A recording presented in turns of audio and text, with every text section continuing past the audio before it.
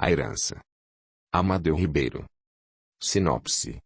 A vida exige de nós constantes mudanças, e aceitá-las é fundamental para o nosso aprendizado. Foi o que aconteceu com Graciela, uma jovem ambiciosa, que sempre valorizou o luxo e o conforto, e que teve sua vida alterada radicalmente, ao receber a notícia da morte do pai. Após se tornar herdeira de uma grande fortuna, Graciela assume os negócios da família e, de volta a um mundo que ela sempre desprezou, faz novas amizades, apaixona-se verdadeiramente, e enfrenta um inimigo misterioso, mortal e capaz de tudo para alcançar seus objetivos. Este belo romance o fará refletir sobre as infinitas possibilidades que nos são apresentadas ao longo da vida, e compreender que a qualquer momento, tudo pode mudar. Audiolivro realizado pelo canal Surya Chand Audiobook. Você gosta de ouvir os audiolivros do canal? Gostaria de apoiá-lo? Então, por favor, deixe o seu gostei, e se inscreva, para que o YouTube possa avisá-lo das próximas postagens, e assim também, estes audiolivros possam chegar a mais pessoas. Gratidão. Prólogo. Graciela foi uma das últimas convidadas a deixar a festa de aniversário de uma de suas melhores amigas. Não importava o fato de estar toda suada, com os cabelos negros em desalinho, o vestido torto e amarrotado, e as tiras dos sapatos de salto alto apertando seus pés raivosamente. Nada disso tinha importância se levasse em conta ter acabado de sair do evento mais esperado do ano na cidade de São Paulo. Quase todos os moradores dos Jardins compareceram. Os homens mais bonitos, casados, solteiros e divorciados estiveram presentes. As mulheres mais bem vestidas que ela já vira pessoalmente conversaram com ela como se fossem velhas amigas. Experimentara pratos que custavam o salário de muitos trabalhadores e tomara bebidas importadas caríssimas. Jéssica brilhara durante toda a celebração do seu aniversário. Sua família, cujo pai era banqueiro e a mãe vice-reitora de uma universidade particular, podia custear tudo aquilo e muito mais. A amiga de Graciela completara 20 primaveras e havia meses a festa vinha sendo organizada. Todos queriam que a comemoração fosse um estouro. O resultado provou que haviam conseguido. Graciela ergueu o pulso esquerdo e consultou as horas no relógio de grife, presente de seu pai. Eram 4 da manhã e o dia não tardaria a amanhecer. Mantinha o braço direito enroscado no de um rapaz que ela conhecera naquela noite. Um não sabia o nome do outro e estavam bêbados o suficiente para que isso não fosse relevante. Ele havia dito que conhecia um excelente motel nas proximidades e ela não recusou o convite. Fecharia sua noite com chave de ouro, se terminasse na cama com aquele belo exemplar do sexo masculino. Eles seguiram de táxi até o local, pois Graciela não tinha ido à festa de carro. Seu veículo, modelo do ano e que também fora dado por seu pai, estava seguramente guardado na garagem subterrânea do edifício refinado em que morava. As despesas do apartamento eram pagas pelo pai. O rapaz que a acompanhava dissera que só se locomovia de táxi e que usava o dinheiro de sua mesada para suas próprias despesas. Alegara ter 25 anos, e não se importava de ser rotulado de filhinho de papai. Graciela foi a primeira a entrar no quarto do motel. Toda a decoração do ambiente incitava os frequentadores ao sexo e ela ficou subitamente excitada. A embriaguez, causada pelas taças de champanhe e vinho, dava-lhe a noção de responsabilidade. Tudo o que queria era curtir aquele momento com o desconhecido. O resto que fosse para o inferno. Estavam começando a se despir quando o celular dela tocou. Ele resmungou algo incompreensível enquanto apressava-a sem desafivelar o cinto da calça. Era moreno, alto e musculoso, e Graciela era a terceira moça com quem transava só naquela semana. Provavelmente nunca mais se veriam depois disso, e mesmo que tornassem a se encontrar, ele fingiria jamais a ter conhecido antes. Você podia desligar essa porcaria, não? Ele terminou de arrancar a calça. Vai estragar o clima. Graciela teria feito exatamente isso se não tivesse reconhecido, pelo visor do aparelho, o código da cidade em que seu pai morava, no interior do estado. Seu coração, que disparava pelo sexo iminente, Passou a bater em outro ritmo, ainda mais frenético. Preciso atender. Ela deu as costas para o parceiro, livrou-se dos sapatos que estavam arrancando a pele dos seus pés e afastou-se até entrar no banheiro. Fechou a porta e encostou o celular na orelha. Alô? Graciela. A voz grossa e rouca que fez a pergunta não foi reconhecida por ela de imediato. Aqui é Estevão. Ela apertou os olhos, tentando manter o foco no telefonema. Começou a sentir uma leve tontura, naturalmente causada pelo álcool que percorria sua corrente sanguínea. Apoiou as costas na porta, tentando imaginar por qual motivo o sócio de seu pai estaria lhe telefonando naquele horário. Diga, Estevão. O que aconteceu? Meu pai está bem?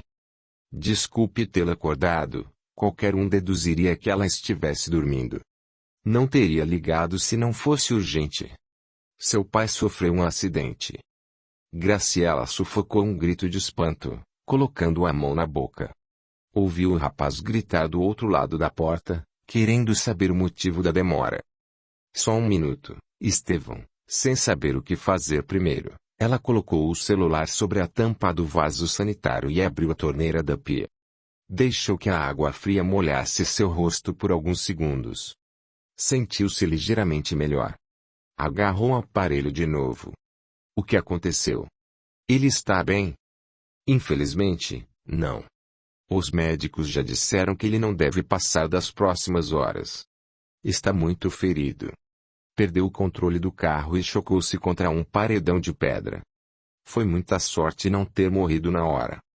Graciela ouvia as palavras, que pareciam martelar seus ouvidos. 2 lágrimas escorreram de seus olhos e misturaram-se à água com que lavar o rosto. O que você está fazendo aí dentro? O rapaz perguntou, batendo na porta.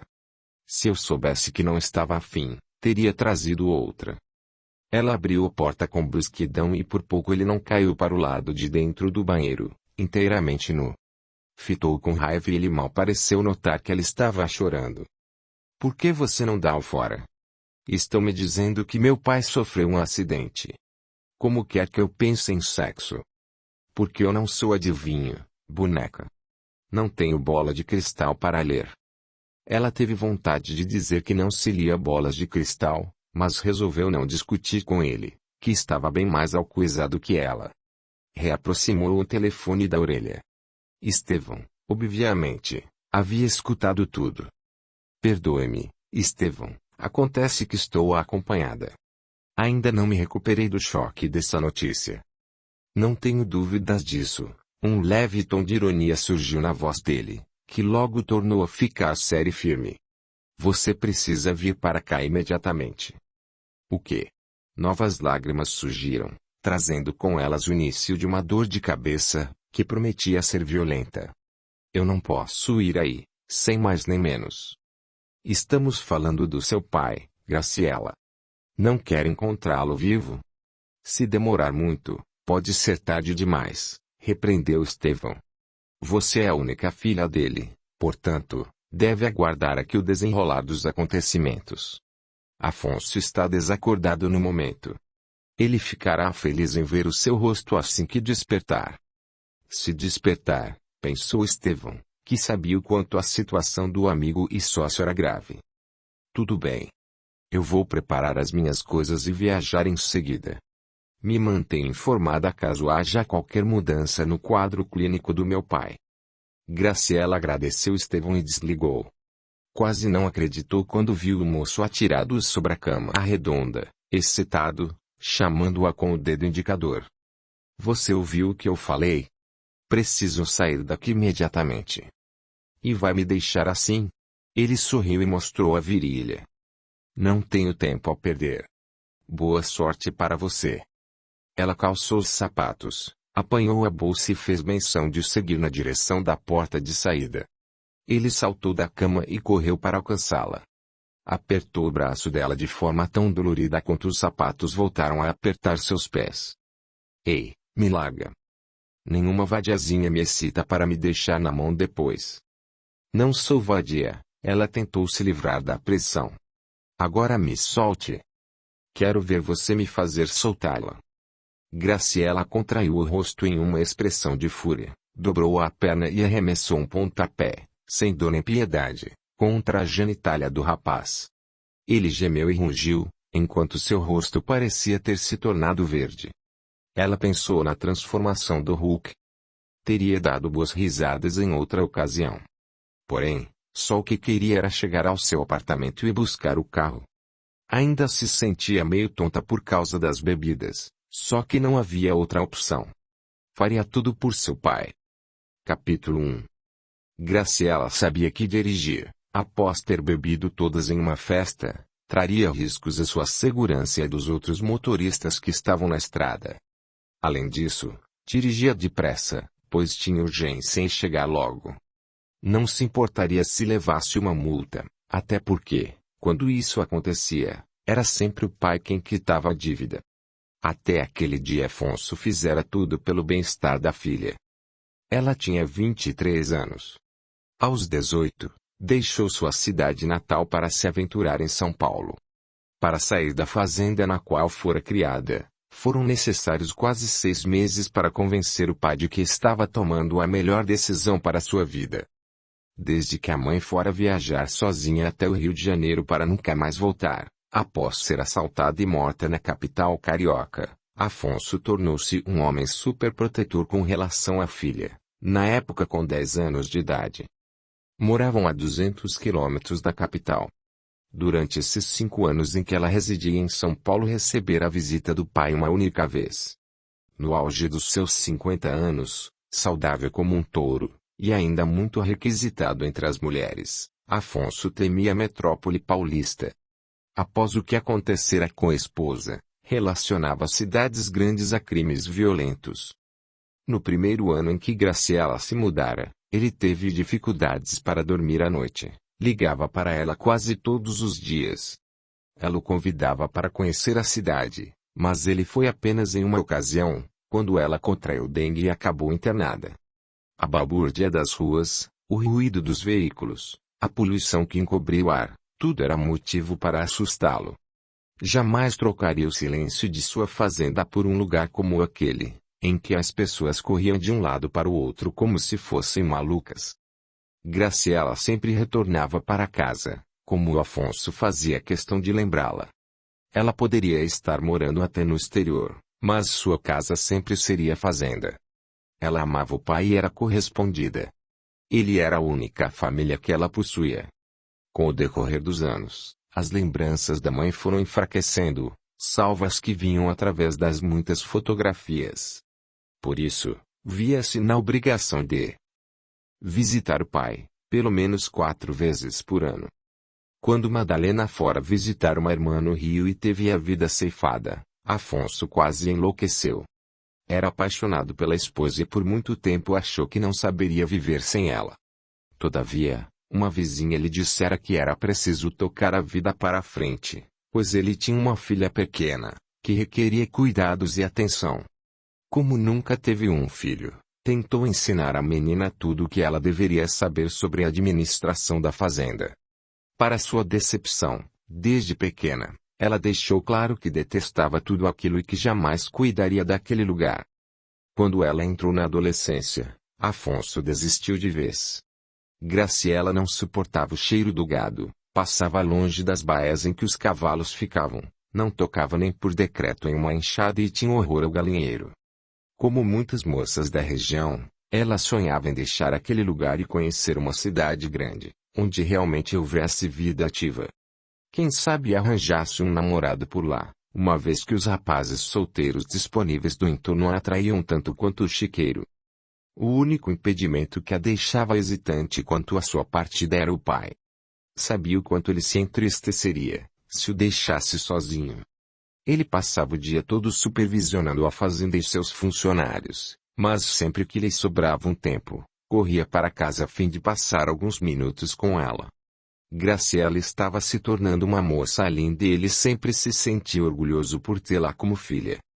Assim que ela completou 16 anos, ele chegou à fazenda, certa noite, trazendo no rosto um largo sorriso. Contou que tinha uma excelente novidade para compartilhar com ela. Há tempos eu tinha esse projeto em mente e agora a oportunidade chegou. Foi logo informando, certo de que alegraria a filha com a boa notícia. Não me diga que comprou outra fazenda, ela deduziu, contente por ver o pai tão feliz. Ele sempre fora muito bom com ela e merecia o melhor que a vida pudesse lhe oferecer. Ainda não cheguei a esse patamar, mas um dia, quem sabe? Afonso segurou as mãos dela, retendo-as entre as suas. Sabe o parque de diversões do Estevão? Chama aquilo de parque. Tem apenas 2 ou 3 brinquedos caindo aos pedaços. A prefeitura deveria interditar aquele lugar. Não seja tão radical. Estevão é descuidado e nunca se dedicou inteiramente aos negócios. É por isso que o parque está entregue às traças. E qual é o motivo de tanta euforia? Deu uma volta naquela roda gigante, que balança como uma dentadura frouxa. Graciela sempre se lembraria da gargalhada alegre que Afonso soltara. Estevão me procurou hoje, aqui na fazenda. Contou que perdeu quase todo o seu patrimônio no bingo que inauguraram no centro da cidade no ano passado. Ele sempre foi viciado em todos os tipos de jogos. E o que nós temos a ver com isso? Automaticamente ela se colocou na defensiva. Nunca gostara do dono do parque. Estevão era sujo, cheirava mal e tinha um enteado da mesma idade que ela, que sempre foi o terror da escola. Aposto que ele lhe pediu um empréstimo. Eu negaria na mesma hora, porque sei que ele torraria todo o dinheiro na jogatina. Na verdade, ele veio me fazer uma proposta. Graciela arqueou as sobrancelhas, curiosa, aguardando que o pai continuasse. Perguntou se eu não tenho interesse em fazer uma sociedade com ele. Quer que eu me torne sócio do parque de diversões? Desta vez, foi ela que riu de forma sarcástica. Espertinho ele, hein? Você investe todo o seu dinheiro, uma vez que Estevão está na pindaíba, e ele fica observando de longe, fumando aquele charutão que parece ter nascido grudado naquela boca arreganhada. Eu entraria com o capital e ele me daria carta branca para tocar o negócio. Prometeu que o salário dos funcionários do parque continuaria sendo por conta dele. Era fácil falar sobre negócios com Graciela. Mesmo com 16 anos. Ela tinha muito conhecimento na área. Afonso sempre procurou ensinar a ela tudo que sabia, tentando estimular a filha a continuar com o trabalho que ele desenvolvia, o que nunca dera certo. E como ele paga aos funcionários se não tem dinheiro? Por aí você já pode perceber que essa conversa está furada. Lembrando que o pai havia chegado sorridente, Graciela perguntou. Tenho certeza de que você recusou essa barbaridade. Só não entendi por que entrou aqui tão feliz. Querida, acontece que eu concordei. Ele tornou a rir diante do olhar de espanto da filha. Temos um parque de diversões. Como assim? Graciela se soltou das mãos dele e saltou do sofá em que estava acomodada, fitando o pai como se ela estivesse doido. O que deu em você? Por que foi se meter nisso? Quer acabar tão falido quanto Estevão? Além do mais, o parque dele fica instalado no centro, a 10 quilômetros daqui. Como pensa em administrar umas fazendas e um parque, sendo que uma coisa não tem nada a ver com a outra? É um desafio que quero assumir. O sorriso dele murchou um pouco. Você sabe que o meu sonho era comprar aquele parque e presentear você com ele. Claro que isso foi durante a sua infância, mas nunca desisti completamente. E agora a oportunidade me caiu nas mãos. Como iria recusar? E para que eu quero um parque?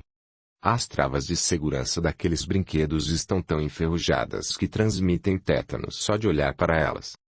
Não estão tão ruins assim. Estevão me mostrou tudo. O terreno no qual o parque está instalado pertence a ele, porém possui apenas 30% de ocupação. Ele não tem verbas para adquirir novos equipamentos. Se eu investisse naquele parque, tenho certeza de que faria muito sucesso. Afonso falava com os olhos brilhantes, como se já enxergasse o futuro promissor que o aguardava.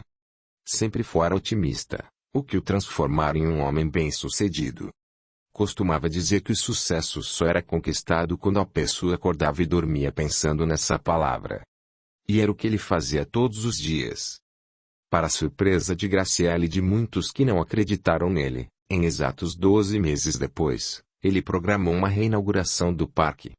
Graciela não achava graça nesse tipo de coisa, nunca tinha ido até lá após a sociedade ter sido registrada em cartório, porém, não podia deixar de comparecer à festa de abertura do parque, que permaneceu mais de 3 meses fechado para reforma. Mostraria desrespeito ao pai se não estivesse presente.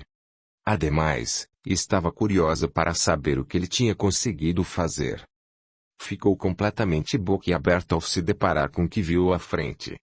Afonso substituirá os equipamentos encarquilhados por brinquedos novos e modernos.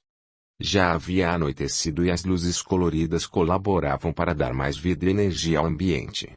Havia uma roda gigante maior do que a anterior, uma montanha-russa com curvas perigosas, uma pista para carrinhos de bate-bate, uma barca que subia até quase virar de ponta cabeça, xícaras malucas que rodavam seus passageiros até deixá-los tontos e 2 ou 3 brinquedos que deixavam seus corajosos ocupantes de pernas para o ar. Além de tudo isso, havia 5 atrações voltadas para o público infantil, como o carrossel, e 3 barracas com atrações diversas, entre elas tiro-alvo e a roleta. Era como se o pai dela tivesse feito mágica com aquele lugar. Ressuscitar o parque de tal forma, que nem de longe se parecia ao antigo. Mudaram o nome para Parque da Alegria, porque, para Afonso, tudo fora reconstruído com carinho, disposição e muita alegria. E então, querida? Ele perguntou aproximando-se dela. Não fiz um bom trabalho? Emocionada e levemente arrependida por não ter confiado nele, Graciela respondeu com um abraço apertado, relembrando de que o amava e pedindo desculpas por ter rejeitado o projeto dele. Era incrível que ele houvesse feito tudo aquilo em apenas um ano, sem deixar de lado seu trabalho rotineiro na fazenda. Contudo, apesar de todo o sucesso de Afonso, no ano seguinte Graciela o deixou para viver em São Paulo. Sabia que jamais poderia lidar com animais ou com brinquedos. Não gostava dessas coisas. Queria curtir a vida na capital, fazer novas amizades, conhecer bons partidos, aventurar-se nos pontos turísticos. Após convencer o pai de sua mudança, ele prometeu que ajudaria financeiramente até que ela pudesse se sustentar sozinha. Acreditava que não tinha o direito de impedir a filha de realizar os sonhos dela, assim como ele realizava tudo aquilo em que punha fé. E agora esse mesmo homem forte, cheio de energia e vontade de viver estava à beira da morte em uma cama de hospital. O homem que a criara com tanto carinho, que fora seu pai e sua mãe durante os últimos 13 anos, que era o melhor amigo que ela possuía parecia prestes a deixá-la. Tentando evitar que as lágrimas embaçassem sua visão, já que estava dirigindo velozmente, Graciela só pôde torcer para que o pai sobrevivesse e que melhorasse o mais depressa possível. Capítulo 2. Assim que chegou à cidade e localizou o hospital, Graciela desceu do carro em disparada, grata à sorte por ter chegado bem. Amanhecer havia muito e ela estava sem dormir há mais de 24 horas. Suas pestanas pesavam como chumbo, ameaçando fechar-se. Além disso, resíduos das bebidas alcoólicas ainda não tinham desaparecido totalmente de seu organismo. Ao entrar, pediu informações na recepção e a atendente sugeriu que ela aguardasse na sala de espera, para que pudesse conversar com o médico. O hospital era um prédio pequeno, porém, muito limpo e bem estruturado. Graciela seguiu até ao local ordenado e contraiu os lábios ao deparar com Estevão e seu enteado. Ambos olhavam fixamente para a TV, que exibia um programa de culinária. Como que pressentindo a presença dela, Estevão virou a cabeça e, ao vê-la, cutucou o rapaz ao seu lado com o cotovelo e se levantou da cadeira. Graciela viu um homem com cerca de 60 anos, magro, alto, com olhos escuros e longos cabelos grisalhos, que tocavam os ombros. Sobre os lábios havia um volumoso bigode, igualmente grisalho. Em respeito ao ambiente, ele não estava com o famoso charuto na boca. O homem ao lado dele lançou um sorriso presunçoso para Graciela. Robson tinha os ombros largos, tórax e pernas bem definidas, atributos que atraíam as moças como abelhas no doce. No rosto quadrado e viril encontrava-se um par de olhos castanhos e uma boca de lábios carnudos, que naquele instante revelava dentes brancos e perfeitos. Os cabelos eram escuros, com pontas espetadas para todos os lados. Ainda sorrindo para ela, Robson também avaliou a recém-chegada com um olhar crítico. Graciela, que sempre fora uma menina magricela na época em que o estudaram juntos, ganhara curvas sensuais e provocantes. Os cabelos dela eram pretos. Os olhos grandes e atentos assemelhavam-se a duas jabuticabas. Tinha a testa alta e maçãs do rosto proeminentes. Ele não admitiria nem sob tortura, mas confessou para si mesmo que Graciela estava belíssima. Que bom que veio. Estevão esticou a mão, que ela apertou contrariada. Ainda não tivemos nenhuma notícia, mas possivelmente ele ainda não acordou. O que aconteceu exatamente? Graciela apontou as cadeiras e todos se sentaram. Como foi esse acidente? Aconteceu ontem à noite, por volta de 23 horas. Ele pegou o carro e saiu da fazenda. Dora, a governanta da fazenda, contou que ouviu conversando aos cochichos com alguém pelo telefone. Ele parecia nervoso e muito angustiado. Ela escutou quando ele disse que estava indo imediatamente para algum lugar. Acelerou o carro, disparando pela estradinha que leva à rodovia. Na primeira curva ele perdeu o controle e bateu naquele paredão de pedra. Os policiais contaram que o veículo deu perda total. Meu pai sempre foi precavido na direção, considerou Graciela, pensativa. Quem teria ligado para ele tão tarde? Por que ele sairia correndo sem avisar ninguém? Será que estava indo a algum encontro? Ele estava velho, mas não morto. Estevão mostrou seus dentes amarelos num sorriso de escárnio.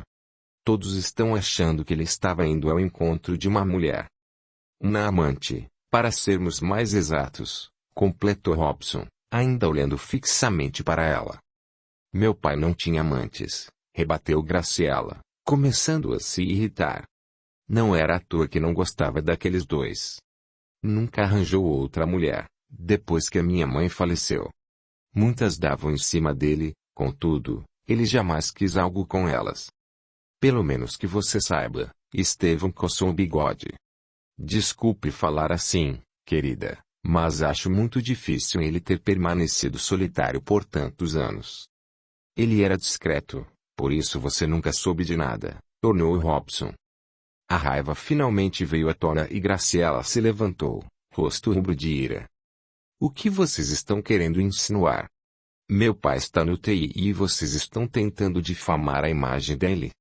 Eu saberia se ele tivesse uma namorada, amante, concubina ou o que fosse. Nunca tivemos segredos entre nós. Até quando ele decidiu formar sociedade com você, Estevão, comprando aquele parque sujo e fedorento, eu fui informada da negociação. As palavras surtiram o efeito desejado e Estevão empalideceu. Graciela, longe de se dar por vencida, continuou. Eu amo o meu pai e não mando na vida dele. Se quisesse arrumar uma mulher, ou até se casar de novo, seria um problema dele. Só quero que ele seja feliz, caso esteja carente de uma companhia feminina. O que não vou aceitar é que vocês dois digam que ele se acidentou porque havia uma amante histérica ao telefone, provavelmente o ameaçando e obrigando-o a lhe dar dinheiro. Assustado com isso, ele ficou muito nervoso e bateu o carro. Aquilo era exatamente o que Estevão e os empregados da fazenda estavam pensando. Os funcionários do parque ainda não tinham sido notificados. Por que você está dando chilique? Indagou Robson, olhando-a da cadeira. Aqui é um hospital e não uma baladinha, onde normalmente sai barraco. Você não me dá ordens, ela contrapôs, porém se sentou ao ver que uma enfermeira se aproximava. Baixando a voz, quis saber. Qual é o nome do médico que está cuidando dele? É o Dr. Márcio, informou Estevão e outro sorriso irônico apareceu em sua boca. É um bom médico, apesar de ser tão feminino quanto você. Todo mundo sabe que ele... Propositadamente deixando a frase incompleta, ele se ergueu da cadeira e interpelou a enfermeira, perguntando sobre o estado de Afonso. Ela respondeu que o médico viria conversar com eles dentro de alguns minutos.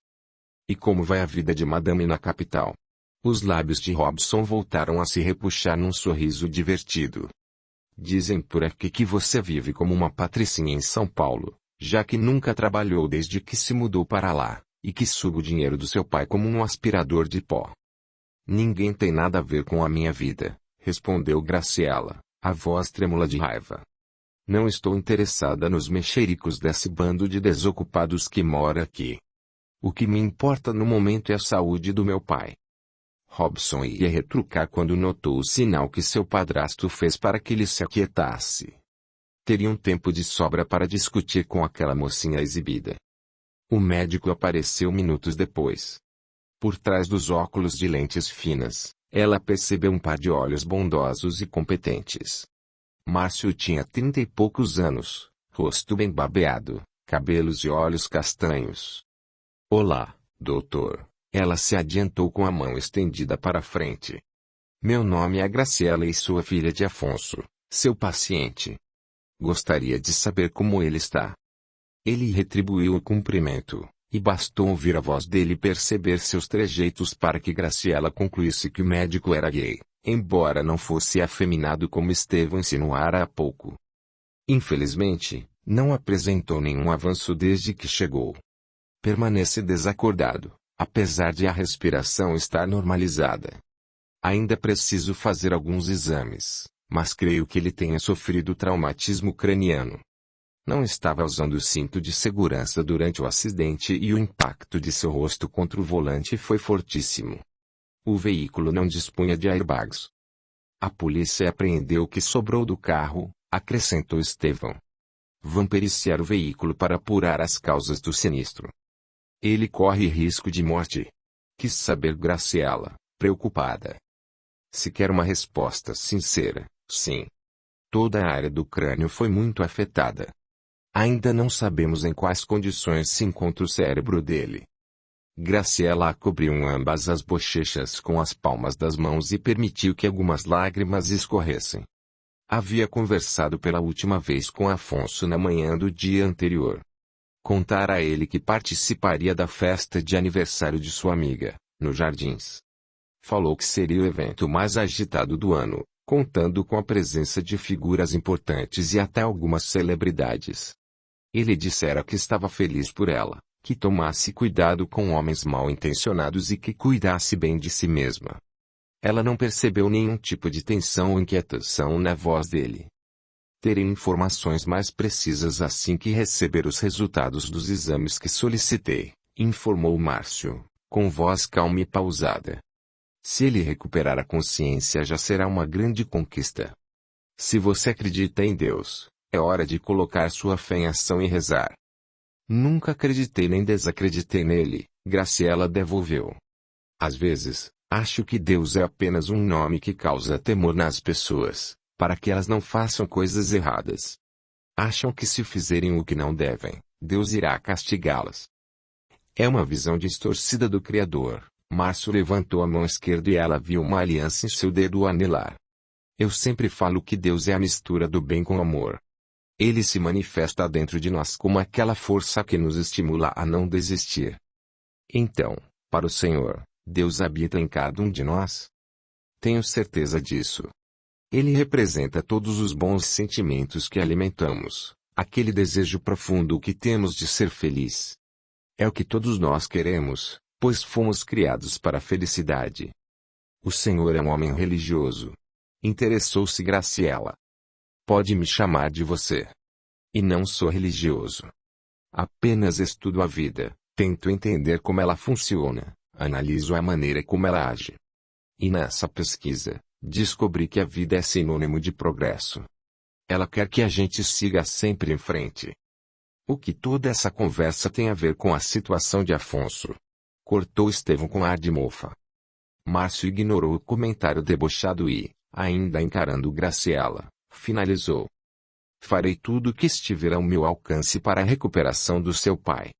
Sabemos, entretanto, que há a possibilidade de que ele não resista aos ferimentos. Por isso, recomendei que rezasse por ele. Sim, eu farei isso. Queria saber se posso descansar por algumas horas. Dirigi de São Paulo para cá e estou com muito sono. Se quiser, posso deixar o número do meu celular na recepção. Agradeceria se fizesse isso. Márcio fitou Estevão de relance. Assim que obtiver novas informações, pedirei que entre em contato. Ele se afastou, após Graciela agradecê-lo. Ela seguia na direção da saída quando Robson colocou o corpo diante dela, impedindo-a de passar. Você falou com o médico como se meu padrasto e eu não estivéssemos aqui. Para mim é como se não estivessem mesmo. Nunca gostei de vocês. Deixe-a ir, Robson, interveio Estevão. Acha que é superior a nós porque estava acostumada a viver como uma rainha na capital. Para ela, somos réis mortais. Ela abriu a boca para retrucar, mas desistiu. Estava cansada e abalada demais para aquilo. Deixaria para lidar mais tarde com aquele velho ceboso e seu enteado arrogante. Tudo o que queria era que Afonso despertasse e voltasse para casa. Só assim todo aquele pesadelo teria fim. Capítulo 3. Para chegar à fazenda, Graciela dirigia pelo caminho de terra batida, ladeado por árvores altas e enfileiradas como soldados. Reduziu a velocidade ao se aproximar de uma curva fechada. Avistou um paredão de rocha, com mais de 10 metros de altura, cravado entre duas araucárias. Sabia que havia sido ali. Sentindo os dedos trêmulos e as pernas fraquejarem, e relutando contra o sono e a exaustão, ela parou o carro e desceu do veículo. Caminhou alguns passos observando o chão, onde se via cascalhos misturados à terra seca. Fora ali que seu pai se acidentara, no fim da noite anterior. Graciela vivera toda a sua infância naquela cidade, tempo mais do que suficiente para saber que a polícia e a equipe de resgate eram eficientes no pronto atendimento, já que eram raras as ocorrências em que precisavam intervir. A monotonia do município fora uma das razões que a levaram a se mudar para São Paulo. Ali, um evento marcante acontecia com a mesma frequência de um eclipse solar. O veículo do pai já não estava mais lá. Mesmo assim, ela notou os fragmentos de vidros misturados aos cascalhos e às folhas mortas que despencaram das árvores. Um cordão de isolamento preto e amarelo fora colocado diante do paredão, como um aviso silencioso de que ninguém deveria xeretar ali. Ainda era possível notar as marcas dos pneus no chão, em diagonal, revelando que seu pai tentara virar a carro na curva, perdera o controle, derrapara e colidir o automóvel com as rochas, onde havia uma área toda arranhada. Como não havia ninguém tomando conta da cena do acidente, Graciela se abaixou e ultrapassou o cordão de isolamento. Seu pai dirigia desde que ela podia se lembrar. Em todos aqueles anos, sofrera apenas 2 acidentes, sem grande importância. Batera levemente no carro do dono da peixaria durante uma noite chuvosa e reembolsar os danos que causara. Anos depois, quando ia ao centro da cidade, ele não vira um esquilo cruzando a estrada e atropelar o pobre animalzinho. Graciela estava com ele naquela ocasião, chorara horrores e por dias acusara o pai de assassinato. Sabia que Afonso não guiava alcoolizado, jamais fora multado por excesso de velocidade e era um excelente motorista. Se a versão contada por Estevão fosse verdadeira, a pessoa que telefonara para ele deveria tê-lo deixado muito nervoso ou assustado, para que ele saísse correndo e perdesse o controle na curva, a mesma curva pela qual passava diariamente, desde que reinaugurara o parque de diversões. Ela sabia que o pai conhecia aquele terreno como a palma de sua mão, por isso era difícil acreditar que ele fora tão relapso a ponto de não frear e bater nas pedras. Ouviu um único toque de sirene e virou o rosto. Pelo mesmo caminho em que ela viera, uma viatura policial se aproximava, seguida por um carro pequeno e preto. Calmamente, ela tornou a passar pelo cordão de isolamento e cruzou os braços. Esperava que não enchessem sua paciência nem que lhe dessem uma bronca. Estava cansada demais para aturar aquilo. 2 policiais fardados com ar de superioridade saltaram da viatura. Ela os reconheceu. O mais velho era um antigo conhecido de seu pai, e se ela não estivesse desatualizada, a esposa dele ainda era Dora, a governanta da fazenda. Seu nome era Antônio. O outro, alguns anos mais novo que ela, fora seu colega à época da escola, embora estudassem em séries diferentes. Apesar do cansaço mental, ela lembrou-se de que ele se chamava Alexandre. Do carro preto desceu uma mulher baixinha e atarracada, usando uma roupa social azul extremamente apertada em seu corpo gorducho. Graciela pensou que dificilmente encontraria diferenças se a comparasse a um botijão de gás. Aquela era Wanda, a delegada da cidade, irmã da menina que Graciela mais odiou durante sua infância. Sabia que a mulher à sua frente ainda nutria ressentimentos antigos pelas desavenças que ela tivera com sua filha anos atrás. Gostaria de lhe desejar as boas-vindas, Graciela, mesmo que a ocasião não seja das melhores. Wanda bateu à porta do carro e veio andando devagar. O distintivo policial que trazia um cordão preso ao pescoço parecia destoar do restante do conjunto. A maquiagem carregada em um rosto muito redondo, os cabelos tingidos de loiro formando uma bolota atrás da cabeça, a barriga saliente que estava quase rasgando o tecido da roupa e as pernas curtas e grossas, que apareciam graças à saia curta demais, não lhe conferiam a imagem que se esperava de uma delegada. Eu também gostaria de estar aqui apenas a passeio, retrucou Graciela, e não à espera de mais notícias do meu pai. Foi você quem veio tirá-lo daqui? Nós dois, respondeu Antônio, indicando outro policial ao seu lado. Tião, um dos cavalariços da fazenda de Afonso, estava passando por aqui quando viu o carro todo amassado e correu para acudir. Segundo ele, seu pai parecia morto. Foi galopando até a nossa delegacia e pediu socorro. Quando chegamos, ele ainda estava vivo, apesar dos ferimentos sofridos. Conseguimos retirá-lo do meio das ferragens, acrescentou Alexandre, arrumando a farda. E a ambulância que nos acompanhou até aqui o levou diretamente ao hospital. Eu tenho o telefone do Estevão. Liguei para ele e informei o ocorrido. Imagino que você ficou sabendo através dele. Sim, foi exatamente isso, aqueceu Graciela. Senti um estremecimento involuntário ao pensar que toda aquela operação de resgate tinha acontecido exatamente durante o momento em que se divertia a beça na requintada festa de aniversário de sua amiga. Enquanto se preocupava em se exibir às outras pessoas e invejar aquelas mais elegantes do que ela, seu pai estava morrendo aos poucos. Vim pra cá assim que soube. Desejo melhoras a ele, Wanda fitou de cima a baixo. O carro dele também será periciado. Queremos ter certeza de que o veículo não apresentou nenhuma falha no sistema de freios. Você acredita nessa possibilidade? Indagou Graciela. Sabia que o seu pai sempre fora um homem zeloso e frequentemente enviava o carro para uma inspeção em um mecânico de sua confiança. Eu acredito em qualquer coisa, até que me provem o contrário, ainda medindo Graciela atentamente, ela completou. Você está muito bonita. Parece que a vida na capital está lhe fazendo bem. Foi a vida que escolhi. Sinto que lá estou em meu habitat. Graciela olhou para os dois policiais e, em seguida, para a delegada. Quero chegar logo em casa e descansar. Não dormi desde ontem. Se me dão licença. Tudo bem, pode ir descansar, Wanda dispensou-a. Pode ter certeza de que ainda teremos muito o que conversar. E lembre-se de uma coisa importante. A fita de isolamento deve ser respeitada. Você não tinha nada que passar para outro lado. Eu só quis olhar de perto o cenário do acidente, rebateu Graciela abrindo a porta de seu carro. Afinal, estamos falando do meu pai. Não que você fosse resolver alguma coisa com a sua espiada. Não, delegada, eu não quero resolver nada. Só desejo que meu pai se recupere e deixe aquele hospital com vida. Ele é a minha única preocupação. Dando a conversa por encerrada, Graciela entrou no veículo e deu partida.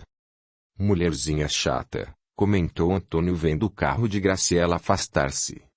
É uma dondoca, que sempre foi sustentada pelo pai. Quero ver como ela vai se virar, se Afonso morrer. Ela sempre foi assim, afirmou Alexandre. Ouvi muitas pessoas falarem que ouviam dizer que não viveria para sempre neste fim de mundo. Que São Paulo era a terra das oportunidades e que somente lá ela conseguiria prosperar. que nunca se envolveria com a criação do gado nem com a administração do parque. Assim que completou 18 anos, deu no pé. Ingrata. Antônio deu 2 batidinhas distraídas sobre o coldre da arma. O pai sempre deu tudo do bom e do melhor para essa sem-vergonha. Na primeira oportunidade, ela se mandou, sem nem olhar para trás. Livrou-se do velho como uma cobra se livra da pele. E agora vem com esse papo de que está muito preocupada com a recuperação de Afonso. Pura conversa afiada. E eu não sei. Wanda contraiu os olhos. Nunca gostara daquela menina, que sempre criara confusão com Mirella, sua filha. No passado, elas brigaram por causa de amigas, brigaram por namorados e brigaram porque simplesmente se detestavam. Se pudesse, ela teria prendido Graciela somente para se sentir vingada. Agora me faço uma única pergunta. O que acontecerá se Afonso falecer? Como única herdeira, provavelmente ela venderá a fazenda e a sua parte no parque de diversões, que é quase 80%, e depois que os bolsos estiverem estourando de tanta grana, retornará a São Paulo e viverá como uma rainha. Havia amargura e inveja no tom de voz de Antônio. Era policial há anos, e mesmo que tivesse algum progresso em sua carreira, subindo de patente, nunca teria uma fortuna a herdar. Para ele, era injusto que uma mocinha esnobe como aquela ainda se saísse bem com a morte do pai. Essa é a grande questão. Wanda colocou as mãos na região onde deveria existir uma cintura. Ela é a grande beneficiária, caso Afonso morra. Não quis dizer a ela, mas o chefe dos peritos já levantou a possibilidade de que ele não tenha sofrido um simples acidente. Por isso, farão várias análises detalhadas para tentar apurar as condições em que o veículo estava antes do impacto. Como assim? Indagou Alexandre olhando para sua chefia imediata. Do que exatamente eles estão desconfiando? De que o carro pode ter sido sabotado, pois todos nós sabíamos que Afonso era um dos melhores motoristas da cidade, informou Wanda. Se isso aconteceu, o acidente pode ter sido premeditado, concluiu Antônio. Exatamente, um sorrisinho de desafio surgiu nos lábios grossos de Wanda.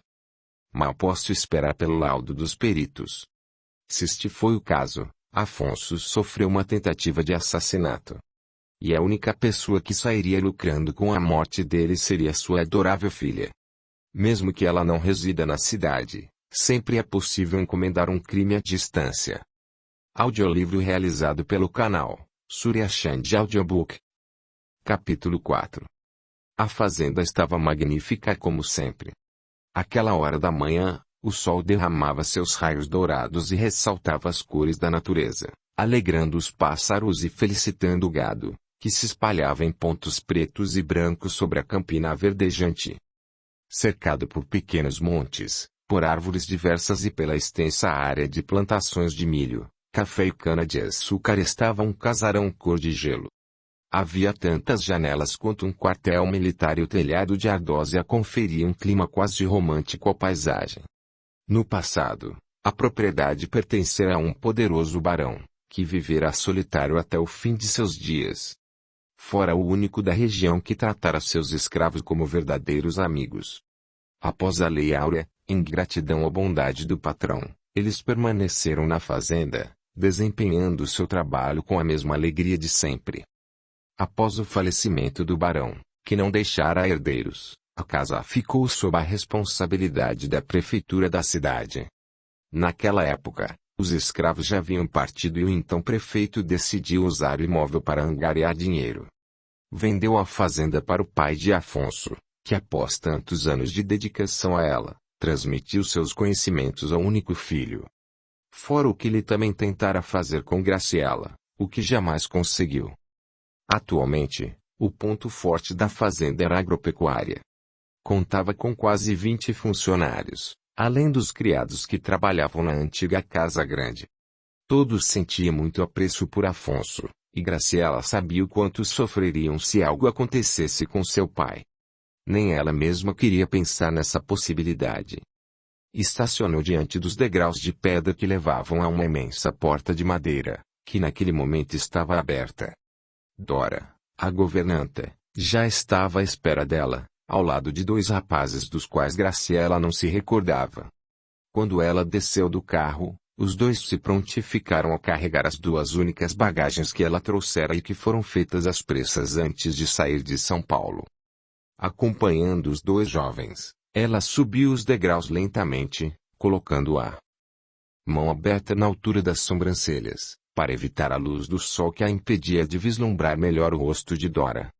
Viu uma mulher com cerca de 50 anos, rosto bonito e quase sem rugas, com um corpo bem cuidado e cabelos tingidos na cor chocolate, a mesma cor de seus olhos. O lábio inferior estava inchado e levemente arroxeado. Quando a moça se aproximou, ambas trocaram um abraço apertado, que transmitia tanto carinho quanto consolo. Dora trabalhava na fazenda desde que Graciela usava fraldas e sempre a tratou como uma filha postiça. Pela primeira vez não me sinto propriamente feliz em vê-la aqui. Dora passou um braço sobre os ombros de Graciela, conduzindo-a para o interior da casa. Afinal, você só veio por causa do acidente de Afonso. Não é propriamente uma visita. Eu ainda estou chocada com tudo o que aconteceu. Não sei o que será de mim se algo de ruim acontecer com meu pai. É melhor não pensarmos no pior. Nunca traz coisas boas. Graciela se viu no centro de uma sala de estar gigantesca, que serviria tranquilamente como um salão de festas, embora Afonso nunca oferecesse jantares ou promovesse eventos sociais para os amigos. Mesmo sendo um homem que mantinha muitas relações de amizade pelo município, não gostava que ninguém conhecesse o interior de sua casa, mesmo que não tivesse nada a esconder. Costumava dizer que o lar era o santuário de seus moradores e que preferia mantê-lo inacessível aos outros o máximo possível.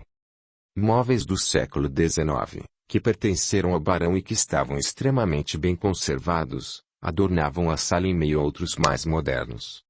Apesar de saber que o pai nunca fora um apreciador da arte, havia quadros de artistas internacionais fixados nas paredes e esculturas espalhadas sobre mesas e aparadores.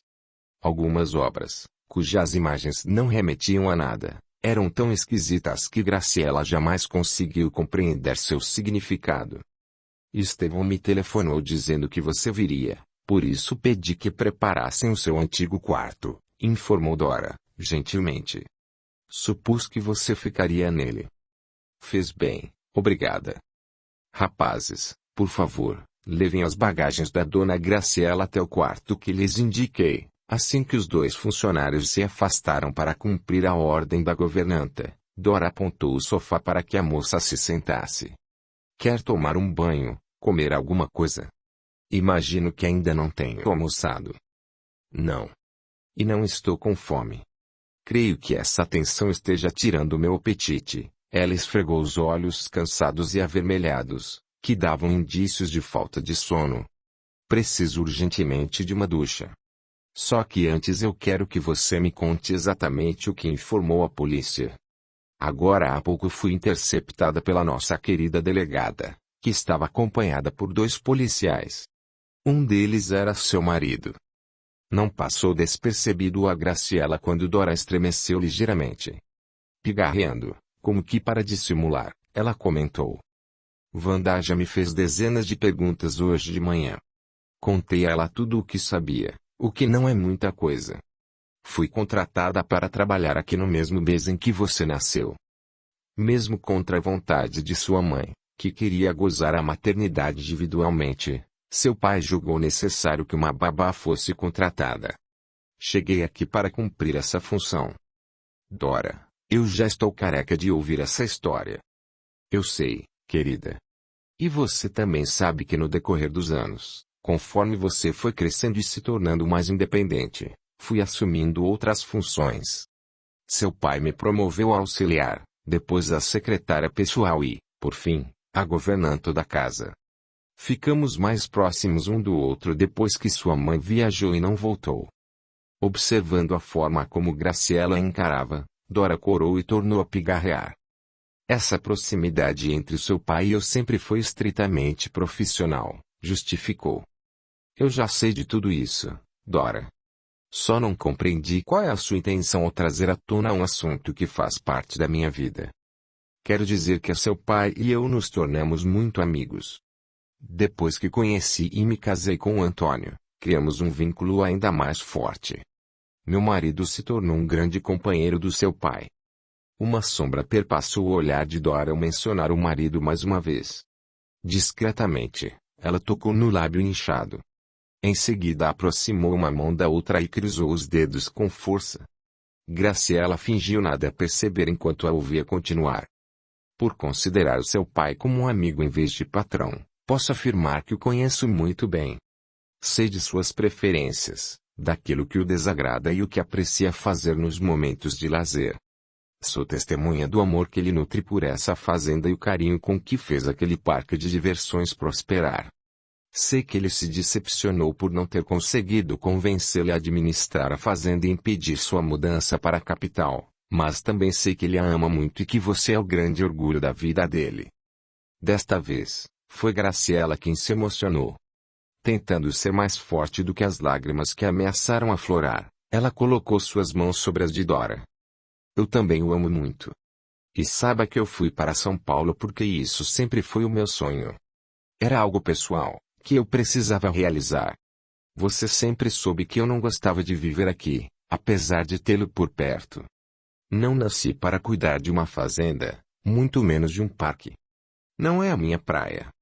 Nada faz os meus olhos brilharem mais do que observar o movimento em um shopping, visitar os barzinhos animados com as minhas amigas, curtir uma noite em uma danceteria, pegar o meu carro e atravessar a cidade sem destino definido, ainda que o tráfego esteja intenso. A governanta mostrou um sorriso compreensivo e Graciela continuou. E a vida que eu sempre quis. Reconheço que tenho vivido na maciota, como se costuma dizer. Não trabalho, não estudo e só quero curtir a agitação. Amo festas, rodas de conversa, badalação. E aqui não existe nada disso. As pessoas acordam às 5 da manhã e se enfiam em seus sarcófagos às 8 da noite. Deus me livre. Não tem nada para fazer, nem um lugar bacana onde ir. Quero distância dessa rotina. Quem sou eu para criticá-la, meu amor? Acho que a gente tem que ver o que é melhor para nós. Sei que você está feliz vivendo em uma cidade grande. A cada vez que você aparece aqui, mostra-se mais bonita, mais elegante, mais charmosa. Veste roupas de marca, usa sapatos de boa qualidade. Entendo isso como um progresso de sua parte. Obrigada por me compreender, Dora. Não é o que Estevão e o enteado dele pensam. Hoje, no hospital, só faltaram me crucificar. Afirmaram que eu estou mamando no dinheiro do meu pai sem dor nem piedade. Não se importe com a opinião deles. Acho que isso é um pouco de inveja. Dora recostou-se melhor no sofá. Eu quis falar um pouco sobre seu pai para enfatizar a amizade que temos. Como eu disse, conheço tudo sobre ele. Sou uma boa observadora e os anos convivendo aqui só aumentaram a minha experiência. Assim, posso lhe garantir que durante todo esse tempo trabalhando ao lado dele, nunca o vi tão exasperado como ele estava ontem à noite, minutos antes do acidente. Finalmente haviam chegado à parte que interessava a Graciela. Ambas viraram a cabeça ao perceberem que os dois rapazes retornavam do quarto, onde deixaram as bagagens. Perguntaram se havia algo mais a ser feito e Dora dispensou-os após agradecê-los. O que você viu ou ouviu? Graciela perguntou, após a breve interrupção. Quase nada. Ele estava trancado na biblioteca, que também funciona como seu escritório. Ele havia me pedido um chá de hortelã e eu estava indo até lá para servi-lo. Sabe que nunca fui daquelas que gostam de ouvir conversas atrás das portas. Eu teria cumprido minha função e me retirado discretamente se não escutasse aos berros ao telefone. Sabe com quem ele estava gritando? Não. Infelizmente, não consegui ouvir nenhum nome, nem nada que me desse alguma referência. A porta estava entreaberta, o que facilitava a propagação de sua voz. Afonso sempre foi um homem calmo, controlado, capaz de resolver os mais complexos problemas com paciência e a cabeça fria. O que você escutou? Tenho certeza de ouvi-lo dizer.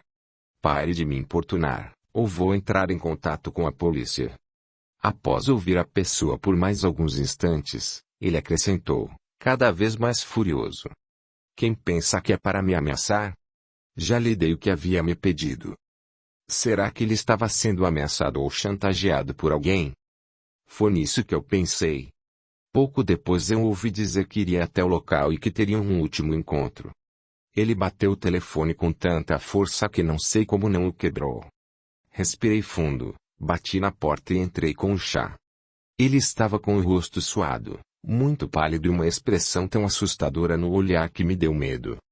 Naquele momento, Afonso estava sentindo muito ódio da tal pessoa que ligou. Transfigurado, nem se parecia com o seu pai. Ele aceitou o chá? Não. Levantou-se da mesa e falou assim. Dora, nenhuma palavra com ninguém sobre o que você ouviu aqui, porque sei que escutou o final da minha conversa. Pouco depois, ele me avisou que estava de saída e que não demoraria a voltar. Apesar de já ser bem tarde, disse que, caso você ou algum amigo telefonasse procurando-o, era para dizer que ele já estava dormindo. Que horror! Graciela franziu a testa e arregalou os olhos. Ele deixou uma ordem pedindo que você mentisse para mim? Desculpe, mas foi o que ele me disse. Saiu daqui cantado os pneus. Não demorou para que viessem dar o alarme. Um dos funcionários da fazenda, o Tião, foi quem o encontrou. Nem voltou para me avisar. De lá, ele saiu galopando até a delegacia. Dora suspirou, revelando o cansaço. Sei que está exausta. Eu também não preguei os olhos essa noite. Nem sequer fui informada do estado de saúde dele. Falei com o Dr. Márcio. Ainda não tinha muito a dizer. Meu pai não acordou até agora. Ele foi sincero ao me contar que ele está correndo risco de morte. As lágrimas teimaram em reaparecer. Contudo, Graciela as reprimiu outra vez. Não queria chorar, pelo menos não agora. Falou ainda que talvez ele não resista aos ferimentos. E que, por isso, eu deveria colocar a minha fé em ação. Dora deu-lhe um abraço mais forte do que quando ela chegara. Foi a primeira a começar a chorar. Quero que conte comigo para o que precisar, Graci. Sabe que 3 vezes na semana seu pai permite que eu vá dormir em minha casa. Porém, enquanto ele não melhorar, vou ficar aqui com você. Sei que vai precisar de uma companhia. Obrigada, Dora, rendida pela emoção do momento e do rumo que aquela conversa tivera, Graciela finalmente deixou as lágrimas verterem. Quero acreditar que ele vai sair dessa. Meu pai é um homem muito forte. Esse acidente não vai vencê-lo. Deus vai ajudá-lo. E apesar de eu não gostar de Wanda, torço para que ela encontre rapidamente as respostas para esse mistério. Espero que possa chegar o quanto antes a pessoa que telefonou para o meu pai. Estou intrigada em conhecer o motivo que o deixou tão nervoso. A troco de que ele sairia no meio da noite, indo se encontrar sabe-se lá com quem, e em qual lugar. As respostas vão chegar, mais depressa do que imaginamos. Quando menos esperarmos, seu pai estará de volta e todos nós ainda acharemos graça disso. Dora levantou-se, vendo a moça fazer o mesmo. Agora, acho melhor nós duas descansarmos, principalmente você, que veio dirigindo. Tome um banho e vá relaxar. É o que farei. Obrigada mais uma vez. Graciela deu um passo, antes de voltar-se para Dora. Só uma curiosidade. O que houve com a sua boca? Dora tocou o lábio inchado e piscou rapidamente os olhos. Pela 3ª vez, pigarreou para limpar a garganta. Fui picada por uma abelha. Ontem estava bem mais inchado. Sem falar no quanto doeu. Passe um remédio aí. Graciela sorriu e seguiu na direção da escadaria que a levaria ao pavimento superior. Dora ficou vendo-a se afastar. Depois, percorreu a boca com o dedo, conteve outro estremecimento involuntário e seguiu para os seus aposentos. Capítulo 5. Márcio entrou em casa sentindo nas costas todo o peso das longas e cansativas horas de trabalho. Às vezes, ficava tão esgotado que venderia a própria alma pela antecipação das férias. Sempre quis ser médico e sempre esteve consciente de que isso implicaria em dias exaustivos, noites mal dormidas, horários flexíveis e disposição para estar a serviço do hospital no momento em que fosse solicitado.